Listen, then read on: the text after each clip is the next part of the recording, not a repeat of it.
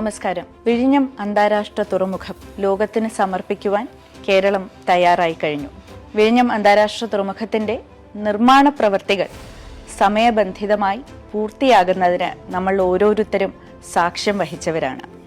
ഒന്നാം ഘട്ടത്തിന്റെ നിർമ്മാണ പ്രവൃത്തികൾ പൂർത്തിയാകവേ ഉടൻ തന്നെ തുറമുഖത്തിന്റെ ട്രയൽ ഓപ്പറേഷൻസ് നമ്മൾ ആരംഭിക്കുകയാണ്.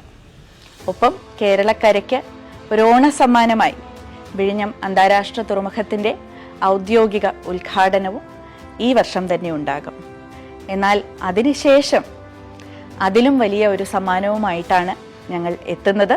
ഘട്ടം 2, 3, 4 എന്നിവയുടെ നിർമ്മാണ പ്രവൃത്തികൾ ഉടനടി തന്നെ ഈ വർഷം ആരംഭിക്കാനിരിക്കുകയാണ്.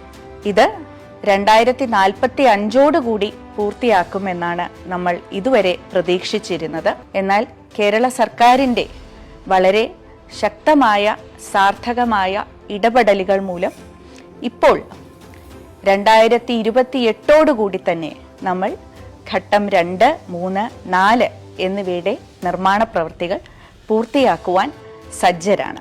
ഇതിൻ്റെ അർത്ഥം അടുത്ത 4 വർഷങ്ങൾക്കുള്ളിൽ, അതായത് 2028 കേരളത്തിലേക്ക് ഏകദേശം 10,000 കോടി രൂപയുടെ നിക്ഷേപമാണ് എത്താൻ പോകുന്നത്.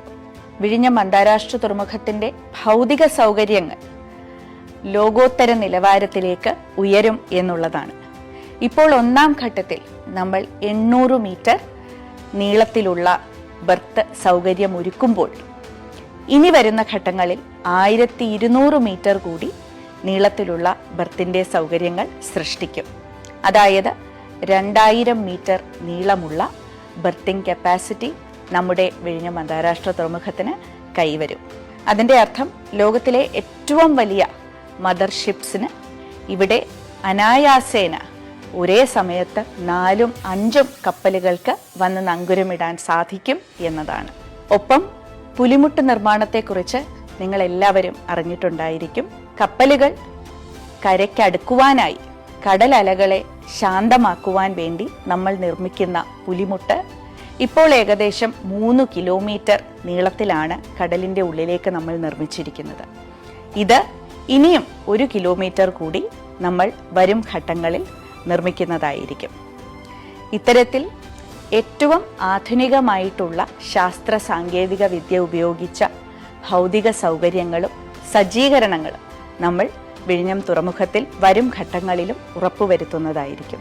വിഴിഞ്ഞം അന്താരാഷ്ട്ര തുറമുഖത്തിൻ്റെ പ്രവർത്തനം ആരംഭിക്കുമ്പോൾ ഇത് തിരുവനന്തപുരത്തിൻ്റെ എന്ന് മാത്രമല്ല, കേരളത്തിൻ്റെ എന്ന് മാത്രമല്ല, ഭാരതത്തിൻ്റെ തന്നെ മുഖച്ഛായ മാറ്റും എന്നുള്ളതിൽ നമുക്കാർക്കും യാതൊരു സംശയവുമില്ല. ഇതിൽ പ്രധാന പങ്ക് വഹിക്കുന്നത് നമ്മുടെ സമ്പദ് വ്യവസ്ഥയിൽ വരുന്ന മാറ്റങ്ങൾ തന്നെയാണ്.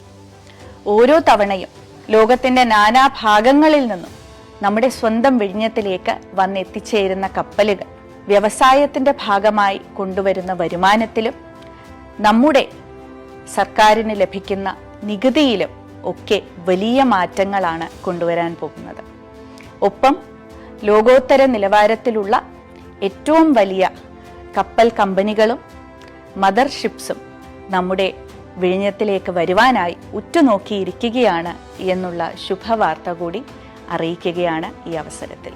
ഇതിൻ്റെ ഗുണഫലമായി യോഗ്യതയുള്ള എല്ലാ ഉദ്യോഗാർത്ഥികൾക്കും, നമ്മുടെ വിഴിഞ്ഞത്തിൻ്റെ സ്വന്തം പ്രാദേശിക ജനത ഉൾപ്പെടെയുള്ളവർക്ക് തൊഴിലവസരങ്ങൾ ഇനിയും വർദ്ധിക്കുമെന്നുള്ളതാണ്.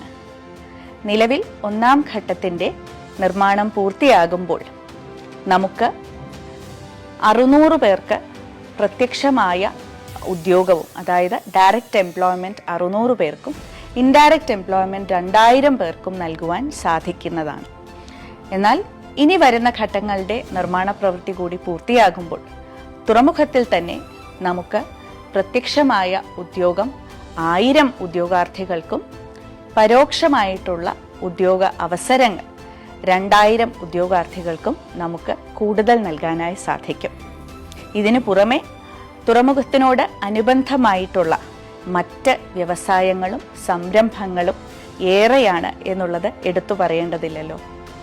അങ്ങനെ വരും നാളുകൾ കേരളത്തിന് പുതിയ പ്രതീക്ഷകളും പുതിയ സാധ്യതകളും ഒരുക്കിക്കൊണ്ട് വിഴിഞ്ഞം അന്താരാഷ്ട്ര തുറമുഖത്തിൻ്റെ ഈ യാത്ര നമ്മൾ തുടരുകയാണ്.